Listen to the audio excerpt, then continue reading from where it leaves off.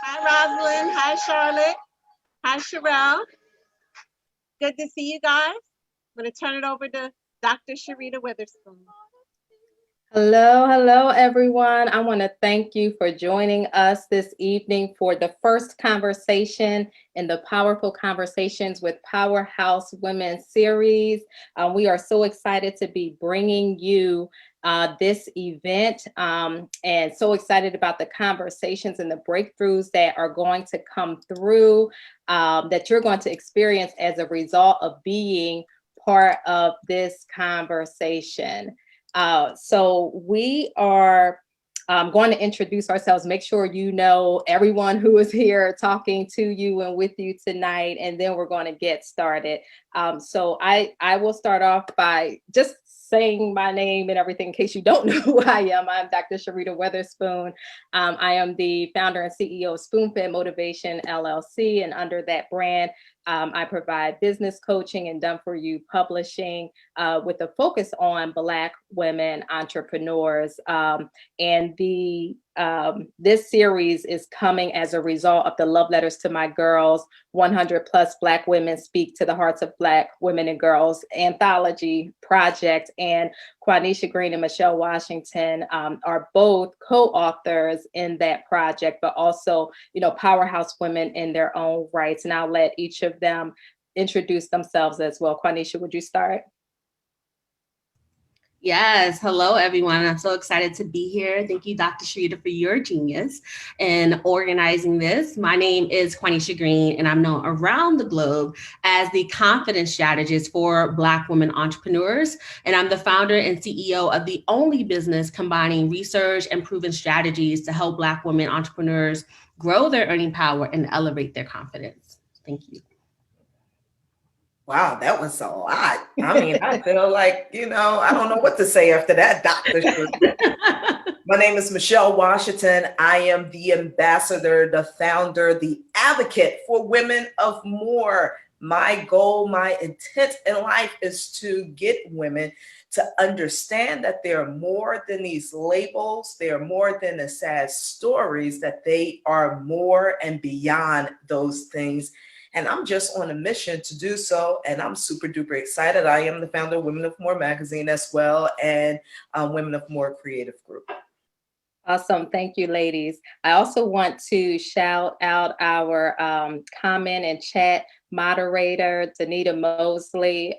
She is the hostess with the mostest. So she is going to be moderating the chat and comments for us, and then our Q&A session at the end of the conversation. And I want to thank her for that. So to kick off this conversation, Quanisha and I are going to read from the book, Love Letters to My Girls, the introduction of the book, which we co-wrote together. And I think it's a very powerful piece. And I think it speaks to what this conversation is about tonight. And, the necessity of having conversations and strategies and solutions that are specific to Black women, because our experience is different from what other groups of women experience. There's some similarities, but there are a lot of differences as well. So the introduction is entitled, Why This Book is Necessary. Black women, Black girls, Black bodies. The criticism we hear and see every day of our lives feels like an erasure and devaluing of our communities, our cultures, ourselves, the things we identify with and love the most. We are ostracized and illegalized for the characteristics and traits with which we are born. It's as if we were born a mistake, a sin, an aberration, even an abomination. That is how we're made to feel. By those in authority, by those who have no authority. By those who have and those who have not.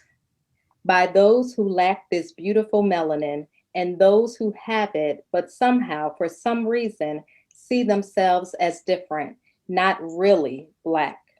We experience it from those who don't know better, from those who do, but don't care, from those who should know better, from teachers, from supervisors, from peers, from activists.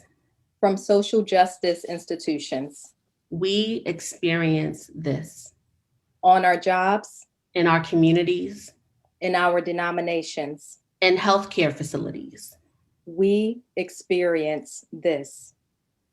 at the grocery store, Walking down the street, hailing a cab, covertly. overtly, We experience this. through racism, Through bias, through stereotyping, through intolerance, through exclusivity, in hiring, in firing. We experience. this. Yet this is not who we are. This is our experience. Little Black girls are sent home from school because their skirts, pants, or dresses are too short or too tight because they may have thicker thighs or larger derrieres. Their hair is seen as unkempt and not aligned with the dress code. Little Black girls are assaulted and raped because of their very existence, because the sway of their hips and the movement to their native instruments are interpreted as savage, animalistic, and hypersexual. Little Black girls are not viewed as children or granted the patience, kindness, and protection we extend to other children, those we see as children. Little Black girls are told their hair, bodies, and features are ugly, demonic, or animal-like. Images of beauty don't reflect what they see in a mirror, so they try to assimilate. Little Black girls grow up to be women who are overlooked for promotions and adequate compensation. Black women are told they don't quite fit into the company culture. Black women are identified as negating the feminist movement because they prioritize their racial and ethnic identity before their gender identity. Black women can't express an educated opinion or make a statement of truth or fact without being labeled aggressive or angry.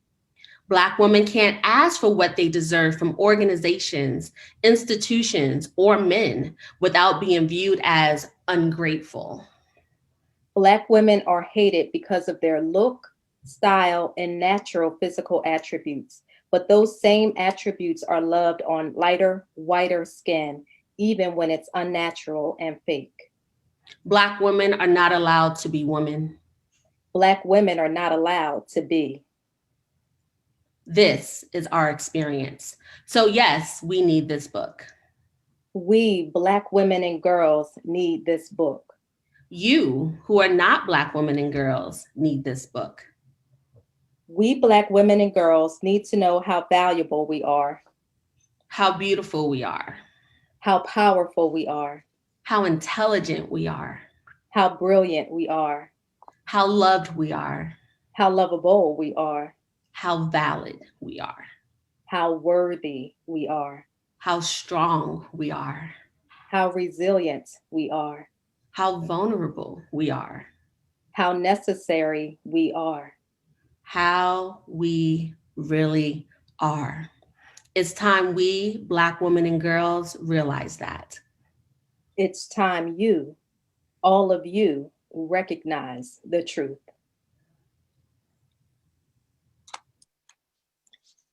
That's the introduction. Man, that is powerful. You know, as you guys were reading that, I was thinking, why wasn't this written a long time ago? I think you already gave the answer to why we downplay ourselves or feel like we're not valuable or worthy of anything, whether it's a promotion, whether going out to start your own career, or really, really lock in and try to fulfill, writing a book or anything like that. It's because we were never told. We weren't told to do that. You know, I often say that little girls are taught to raise children and cook food. Why? Because we buy doll babies. We teach them how to change the doll baby or the baby. We teach them to get a bottle, and then we teach them to cook. We get the easy bake oven, we get the doll house, we get the kitchen, And it goes nowhere else. It's not until now that you see more toys or resources for girls, boys too, but for girls that they have the STEM program, the technology and all that other kind of stuff. Mhm.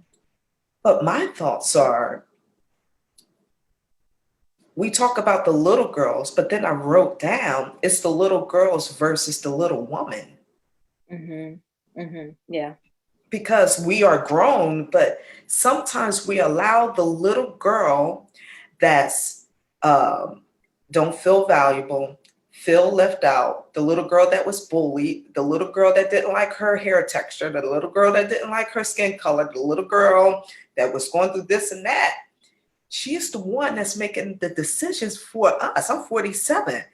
I had to get rid of that little girl. There's no way in the world, logically, I wouldn't let my granddaughter that is 6 make grown women decisions. However, we allow the 6-year-old or the 10-year-old or the 13-year-old girl in us make decisions for us now. Right. So I'm glad that this book is here. I'm glad that it speaks to those things that y'all said. Mm-hmm. And it really needs to go, not just say, hey, we got a book, but really study some of the words you was using. I was like, yeah, I am that. And that's that whole thing of being a woman of more. But the words that y'all used, it was like, yep. And as y'all were saying, I was like, yep, that's me. But how do we have these conversations? Because we're having it now, but how do we really, make it a lifestyle and not just a moment? Mm-hmm. Well, I think it begins by the realization and recognition that we have to have the conversation. And the conversation is not limited to me and my circle of girlfriends. Yeah.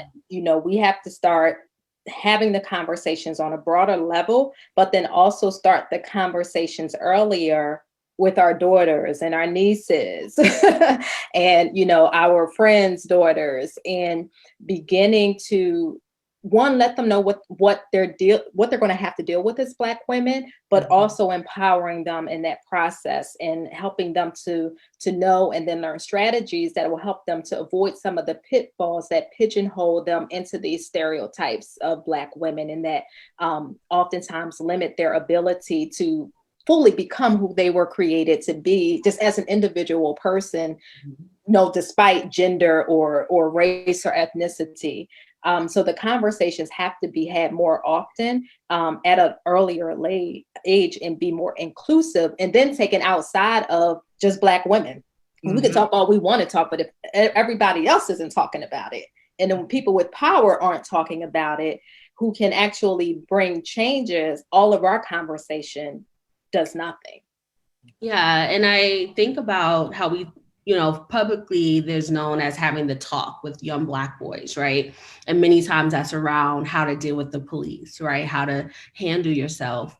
And when you think back culturally to the motherland, probably the best word to say that, there were coming of age rituals, there were coming of age programs. So it's like, how do we have the talk with Black girls about identity, things they may face, how to navigate it? But I think we have to do that as women, right, in order to facilitate that for young girls. And Melissa Harris Perry in Sister Citizen, she discusses how because of our history, because many of us worked 1 to 2 jobs, and I think, that's changed for many of us nowadays due to because of the benefits of education. But she explained that historically, we didn't have the room for self-exploration, right? We didn't have the space to have that. So when we think about what we're taught and how to be strong, how to take care of ourselves, how to take care of communities, all that overworking that we do, how can our grandmothers and our foremothers, right, teach us about how to do deep introspective work if they didn't have the space to learn those truths themselves? So nowadays, we have more of that space to do self-development, this introspective work, and we have to do it in a culturally relevant way. Right. That's one thing. Right. And then we can continue to facilitate that for the younger generation, whether through mentorship or the young woman, right, and girl in your life. So I think we have to be aware of our history, and that some of it is not by choice. It's that historical, cultural, sometimes our own lived experiences as to why that doesn't happen. But once again, how do we change that? And it starts with us doing this internal work. And I love the love letters because we are talking about this, right? We are helping to facilitate that in the book. And hopefully it's also a bridge to have conversations, get it for the young girl in your life so that you can have those conversations and include them. We're often taught that children should be seen and not heard. And, you all need to go in the room while the grown folks talk here. And it can be in a generational spaces. Right. And then also as women and also as young girls. And I've had the luxury of being in those settings, having girl conferences of Black girls ages 7 to 18, facilitating those conversations. I've also had the benefit of being in women only spaces, and it's so valuable. And I want more women to have that. So this book, I feel facilitates that on a wider scale, right? So even if you haven't had the benefit of being in those spaces, it's like you'll have it in your hand with you to learn from that. And one of the things that I think is so important with what you just said and what the book is trying to accomplish is the fact that for us to have these conversations anyway, requires this level of vulnerability and transparency that we have been conditioned not to show and demonstrate, because when you're vulnerable, you're taken advantage of. When you're transparent, people know your business and people are going to talk about you and all of that. So we tend to keep things to ourselves. And even if we might tell someone that we've been through something, we may not necessarily go into the depth of it. And we oftentimes don't share how we got through it and over it either, but that vulnerability and transparency is necessary for healing to occur. And the reality is that we, as a community of Black women, need healing. Mm-hmm. We need spiritual healing, emotional healing, and physical healing, because we've been carrying the world on our backs for centuries, right? Yeah, and I want to say, and I think everyone is kind of understood here, but we have other people who aren't Black women watching this, as we air it on Facebook, that we are not a monolith, right?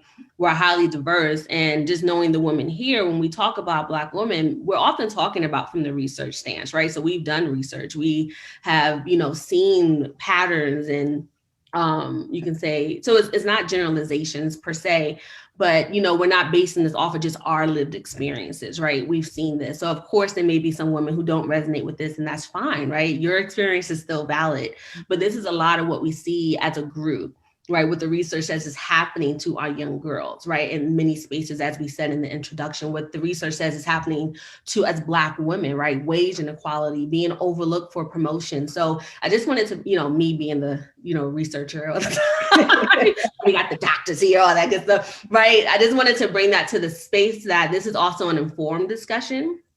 Right. When we are very much like, what does the data say? What are the qualitative and the quantitative? And then even as being coaches here, mentors to women, things that you can say the anecdotal aspects that we've seen doing our work, right? And being in spaces where we've had leadership positions and can see this. And I love that it's 100 Black women, right? Because it's like, if 100 women are talking about this, then we know there are more. There's more of us, right, who are either experiencing these things and dealing with it, and to have a sister not only share her experience, but also share how she overcame something, right, and to give you some guidance is absolutely powerful. So I just wanted to bring that to the conversation. Yeah. I agree with you, ladies. And when you talk about being vulnerable and transparent, I think is challenging for us as women, because you said it earlier, you do as you're told, you keep quiet, and you learn that method and that rhythm to not talk about anything that's going on with you because you don't want to get in trouble. So that little girl is still, again, guiding and leading us as women to not tell anybody. And we get that attitude, I'm not telling nobody my business. But there has to be a place where we find comfort, peace, and where we can be vulnerable. I know with me, once I got a divorce, and I say it on Facebook, I had to go to counseling. Not because I didn't know who I was. I forgot who I was. And she was able to guide me back to that independent, powerful woman. And she was a white woman, but she was helping me navigate myself back to a place where I used to be. And that's the thing. So the help is out there. A lot of us, we feel like we don't have that circle of friends.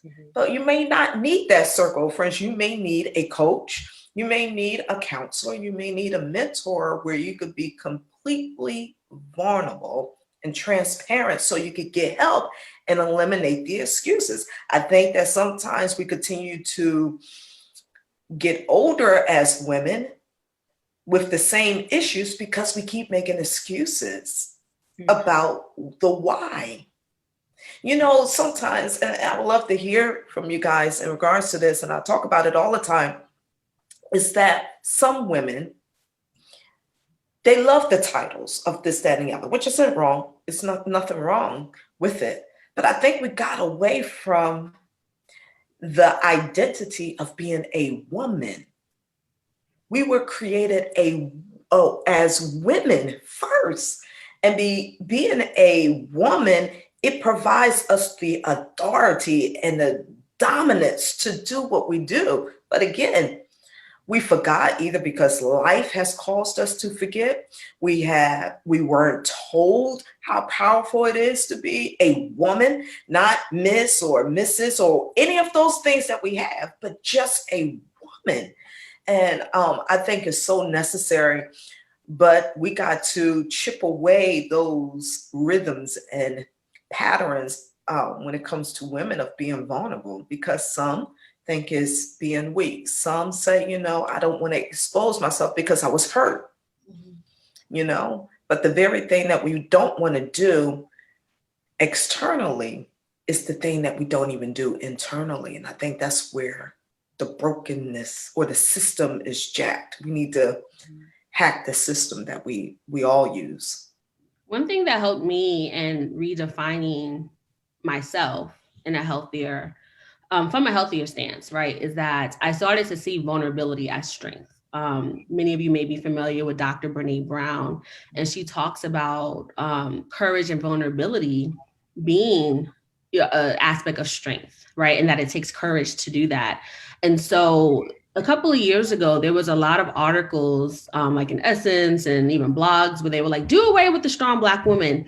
And I tried to do that. And I feel like I lost myself. It's almost like I totally broke away from who I was raised to be. And I was like, who am I? Right.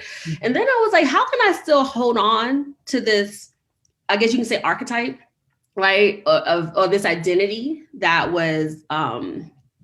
I was raised in and socialized to be, but redefine what strong is, right? And maybe if we break that all down, strong Black women, you can redefine what it means to be Black or woman, right? You can take any one of those words, but I had to redefine what strength was. And one of those things was being vulnerable. So I'm constantly writing about what goes on with me, but I do it in service of others. So if I'm struggling with something, I don't talk about it. I wait till I actually have a lesson to share before you see the blog post, right? Or the Facebook post. But yeah, I think seeing vulnerability as strength is a way to shift your paradigm, right? And then ultimately when we shift our thoughts and beliefs, right? And this is cognitive behavioral therapy and perspectives, then we shift our feelings and emotions. Then we shift our actions and our behaviors, and our actions and our behaviors are the results that we see in our life. Right. And when I started to be more vulnerable, I was getting invited to do keynotes, right? I was getting invited, people like, come coach me because I'm dealing with the same thing and you are talking about that. I need help with that. So, and it doesn't have to be monetary, right? But you'll see so much shift in your life. You know, maybe you ask for the promotion instead of waiting for the promotion, right? Or maybe you go build your own platform, right? When you start to just shift that paradigm, and we all can control that. And I totally agree with Michelle. And I say this all the time. Are you going to let that 5-year-old self or that 13-year-old self continue to rule your 35-year-old self, your 50-year-old self, right? I've had the benefit of working with women and coaching and Black women CEO at all ages. And when we get to the root, there was something that happened in college. It was something that happened when they were 8. And it impacted, once again, that thought and paradigm. So we have to reframe those experiences. We have to heal those experiences, right? In order to create, sometimes it's a new self or a redefined self, maybe a better or more mature self, where you're looking at the world from your adult lens. Because children, we don't know anything. And it is psychology. We try to make sense of our world, right? I had a mother who had a drug addiction problem, and she started to like move away emotionally, but I concluded that I was unlovable. Right. And that was something that stood with me for a long time until I went to therapy and I realized I'm lovable. And I had to name all these people who love me. But it's still a thought that comes up, and I have to counter that. I have to heal that inner Quanisha. I have to hold her sometimes doing visualizations. Yeah. Right. So there's a lot of tools out there that can help us with healing. But we have to see, and I think that's shifting in our space, that one, therapy is okay, right? We got therapy for Black girls, that it's okay, because I think we've also been taught that traditional mental health is not for us. Like I was told when I was having struggles with a mood disorder and depression, stop acting like a little white girl, right? And seeing those things as weak. So I know we see it in our spaces that's shifting, but you know, we have the skepticism of the medical and healthcare. So, you know, once again, from an adult framework, our understanding, whether you have to read or, you know, tap into resources, or once again, hear these stories of other women, that it's okay to go get that formal healing and that you deserve it. And you have a birthright to ask for help. You do not have to suffer alone. Mm-hmm.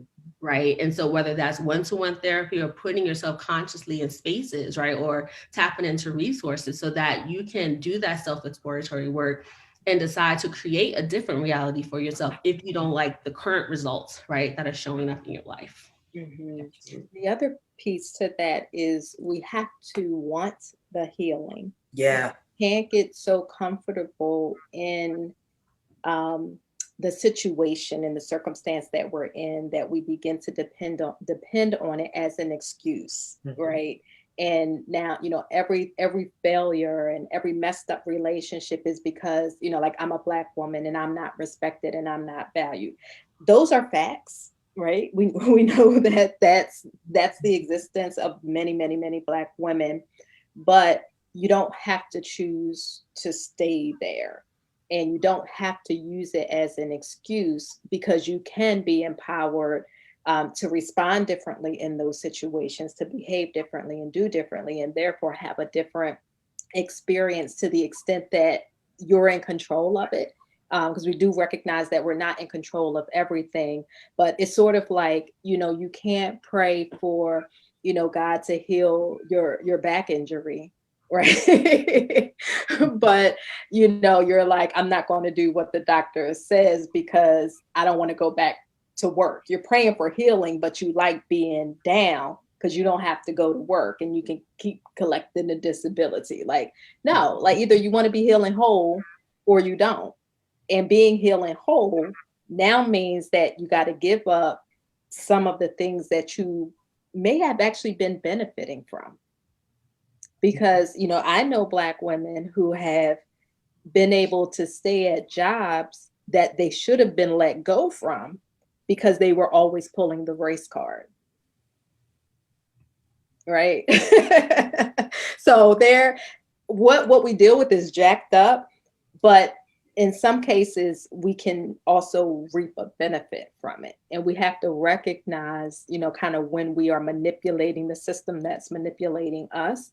And really take a stand for what it is that you want. Do you want those little, you know, bits and pieces that you can get from this messed up system and you still be jacked up yourself? Or do you want to be empowered? Do you want to live your best life? Do you want to get the emotional and the spiritual and the physical healing that you need? Do you want to be able to have sisterly relations with other Black women? Do you want to be able to have a respectful and, you know, an intimate and fulfilling relationship with a partner?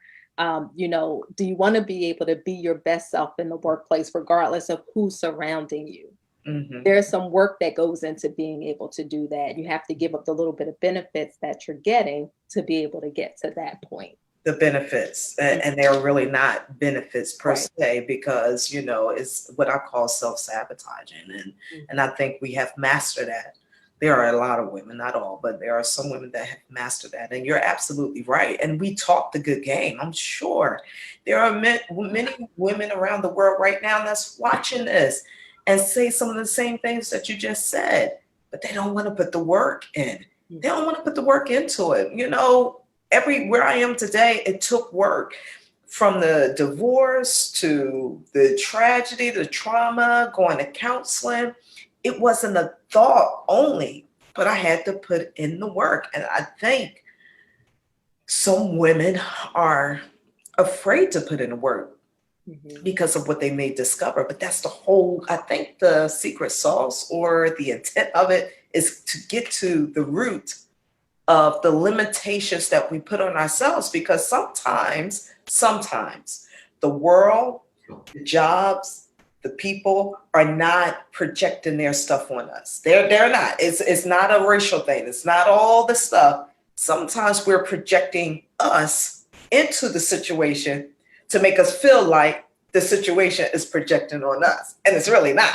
It's not. It's not even doing that. So we got some work to do with that.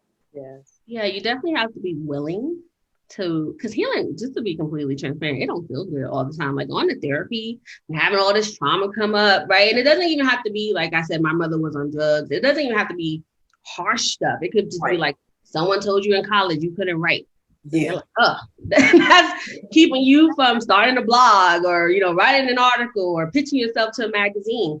And, you know, so when we have to be willing to trust the process and know that, you know, it ain't gonna feel good, but I know something's gonna come out on the other side. And then let's also be transparent that we are rewarded for overworking. We are rewarded for giving too much, right? When it's like, oh, Sister Smith is the head of the choir, right? And it's like, oh, I'm in the front, right? I'm controlling all this. But Sister Smith is dealing with high blood pressure because she's, you know, taking on too much, right? And not making enough time for herself. So even culturally, historically, we are rewarded for being, quote unquote, the muse of society, right? We are being seen in that way, even though it's a detriment to us. And I love this book called Fierce Angels by Dr. Cherie Park. I think it's Parks, where she talked about that the strong Black woman is one of the most celebrated and recognized figures in our history of the United States. And she's fierce and nurturing. But what would it be if you turn that fierceness and that nurturing on yourself?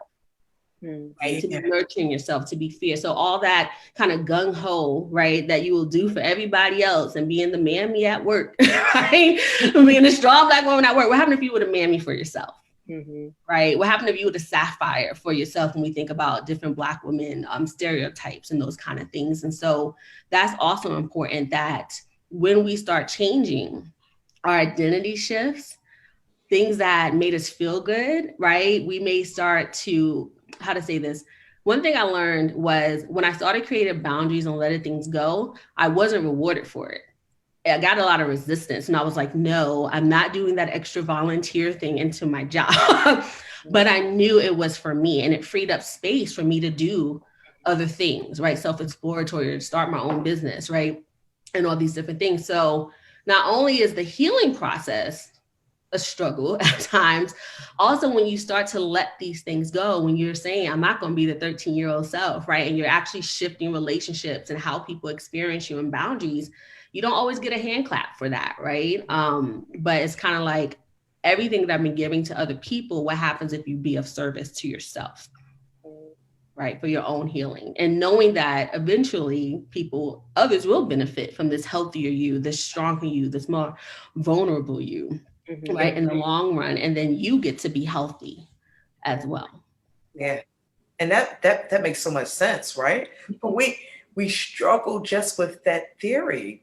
You know, I can actually picture right now, there are so many women now that we're in a pandemic, but would do the soccer run, what is it, soccer mom and all those things, running the kids to practice, to baseball, swim practice, and crocheting and Uno and all these other things in one day, basketball, football, I mean, all in one day. And then have to cook dinner. So we go to the fast food thing, maybe not. We got to get the clothes ready. Then we got to start tomorrow. And then at the end of the day, we're sitting on the sofa, staring and just exhausted by life.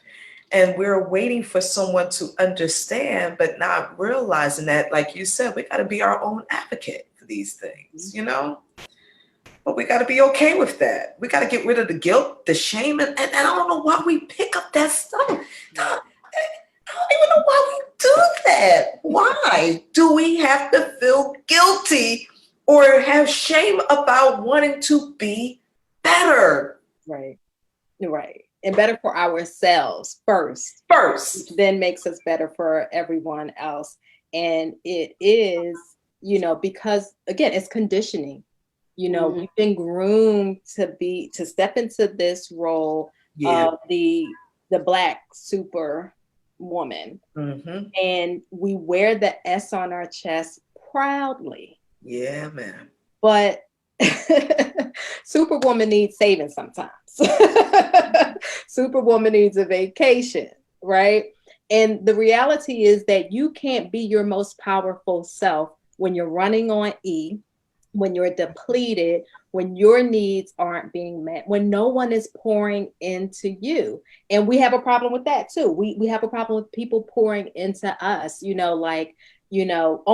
almost like we're not deserving of it, but it's guised in we don't need it.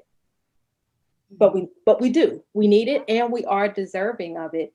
And when we allow ourselves to be refreshed, to be re-energized, to take a break, let people pour into us, let people serve us, let people sacrifice for us. Yes. Sometimes. Say that again. Okay?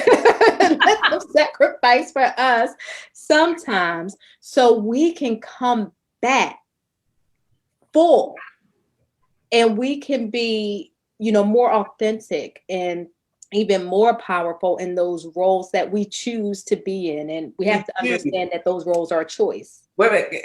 Stay right there, Doc, because sometimes we are asked to do certain things, but sometimes we make the decision for all of this chaos. And then we're looking for a savior out of the people that is okay with the chaos from us. I mean, it's something. Yes. Yeah, I love something. I think Lisa Nichols says that, I think Ayanna Van Zant also, that to give from your overflow, and that when you give from an empty place, you're actually robbing yourself and the other person, right? And you're letting them steal from you. So I think that's, once again, a shift when you're like, you don't have to deplete yourself. Yeah. And also, I think this, once again, is where mentorship comes in, to see another reality. When I became a co-executive director of a statewide nonprofit, I had mentors who are older Black women telling me, do not give these organizations, right, your life, right? Control your own ish. That's what many of them said. And so it was these women mentoring me, saying, don't do this, own your stuff, right? And showing me a different possibility and learning from them, right? Or I say a wise woman learns from other people's advice and wisdom. And then me kind of, aligning that and comparing it to my value system, right? So taking what I felt resonated for me. And so once again, it's like, who's telling us that something else is possible? Right. And then once again, it goes back to the book. That sense of like, here, I always say I have all these mentors, even people who aren't in person, because I read books, I'm watching people listen to podcasts and all these other things. So in a way, you have 100 mentors who are going to be here to show you possibly a different reality, right? A new paradigm, a total shift into how to be a Black woman, or how to have or different experiences of Black womanhood that you may not have been exposed to. So I think, once again, yes, we have to do the work and we have to be willing, but also we have to be exposed to something different, because we are indoctrinated, right? We are kind of taught culturally some of these things. And Michelle, you were talking about womanhood, but even we're taught a certain type of womanhood, that womanhood is sacrificing yourself and giving yourself to your organizations and your family at your own expense. Right. So as a new generation, in a way, we have to redefine what womanhood is, we define what strength is, and then like almost like share the good news, right, with everybody else around what's possible, Yeah. possible. And I think we do really need to think, one thing I bring up a lot is that historical aspect that, you know, sis, ain't nothing wrong with you. This is what you were taught. Mhm. But you have to take 100% responsibility for your life now that you know. Right. So everybody watching this, you now know that some of this stuff is showing up in your life. Some of it we've internalized, and we don't even realize we're stepping into some of these stereotypical identities, right? Or maybe like someone said that she was playing the race card, she may not even be aware, right, on a deep level that she's doing that, right? Because if a system's cheating you anyway, you're like, oh no, I'm gonna figure out a way to get around this, right? Like, and figure it out. So some of these are defense mechanisms and survival strategies. And so I think it's important that we even help our sisters understand that, hey, some of this is not your fault, Right. but you have to make a decision to try something different or be aware of this and make different choices. Or you could just make the decision like, I'm cool with this. I'm gonna live my life just like this, right? And so, yeah, I just wanted to say that some of this is how we are raised and what we've been exposed to. And, you know, I think we really need folks to give a different perspective, like the carefree Black girl, right? And all these, like, another way to be strong, right? Another way to take charge of your life. Right. Other things that are possible, like we said, going to therapy, right? Making time for your self-care, right? Starting to evaluate your life and think about, like, how am I showing up? Is this intentional? Right? Is this actually intentional, and setting, you know, those new standards, those new priorities, exploring, even if you haven't quite said, okay, this is going to be my identity, but just playing. It's like, let me just see what happens if I try this. Do I like it?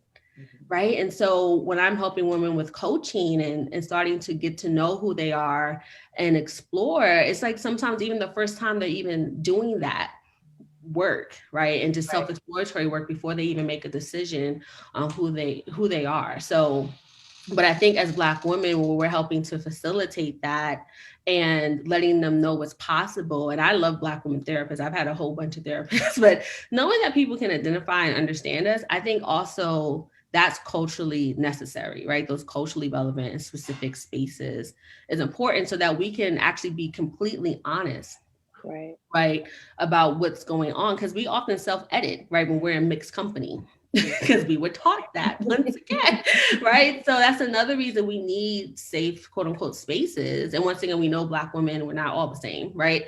But to really be vulnerable, to take our mask off, right, and say, this is what's going on, and knowing that your business is not going to be spread, right? So hopefully there's like-minded women who are willing to sow into you, because community is a protective factor for Black women. So we need that community, right? And we can shift these perceptions of who we are for our own health, right? And then give from that overflow, right? Because we're giving, many of us. So, but it's like give from a place of strength and fullness versus depletion. Yes. So in mentioning, you talk about like being vulnerability and taking off the mask and, you know, sharing what's really going on with you and trusting that, you know, you're not going to be exposed publicly. Your business isn't going to go out there, which comes, you know, kind of back to building relationships and, you know, knowing who you can trust with your stuff. But at the same time, because in some cases we've been conditioned not to trust either. But there's still a lot of sisters today who, you know, talk about like, I don't have female friends. I don't mess with women like that. You know, some of it is based on experiences. Some is just based on that's what mama taught me and that's what grandmama taught me. But sometimes you got to be willing to get your healing, however you can get your healing, right? And I am willing to, if I feel like I need to have a conversation with someone and they can help me and I trust them, but they turn out not to be trustworthy and kind of share my stuff, but whatever I happen to get out of that conversation actually help me, so be it. You know, we're not going to be friends, obviously, but I'm not going to let my fear of exposure keep me from getting the healing that I need to get so I can live the life that I want to live. Amen. Yeah. Yes. So I want to quickly before we switch to comments and Q&A, just briefly talk about imposter syndrome. And I know that this is something that not only Black women deal with, but I feel like with all of the women that I've worked with, either professionally or in my business, a mixture of women, that Black women tend to experience it more and that kind of like deeper levels than what other women do. And I could be totally off on that. That's just been my personal experience in working with women. So what do you think about this, the whole idea of the imposter syndrome and how it impacts or influences Black women? I think one, imposter syndrome, like you said, happens to a lot of women. And I feel like it's rooted in this idea that you aren't good enough, right? And that you don't deserve to be there. So when I said earlier, sometimes we internalize these things. So when you think back to what we read into the chapter, right? We're taught we're ugly, we're taught we're inferior. Sometimes we hear, oh, you only got here for affirmative action. And even if we stand and defend that, you may be like, is that really what happened? Maybe like it makes you second guess yourself sometimes, like, right? And then as women, we do question, like, do I really know? Are people gonna find me out? You know, do I really know what I know? So it's something that's common around women in general. And then we have this like culturally specific thing. But one thing I do to help people with imposter syndrome is help them to remember who they are, right? And actually find evidence that they know what they know, that they have an expertise, and that they can stand in it. So often it's like, hey girl, make a list. What's that? How long were you in college studying this?